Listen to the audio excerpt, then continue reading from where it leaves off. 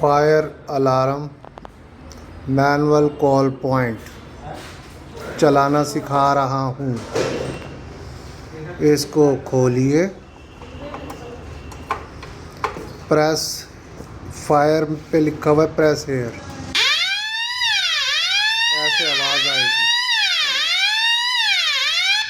इस रीसेट दबा दीजिए, बंद हो जाएगा।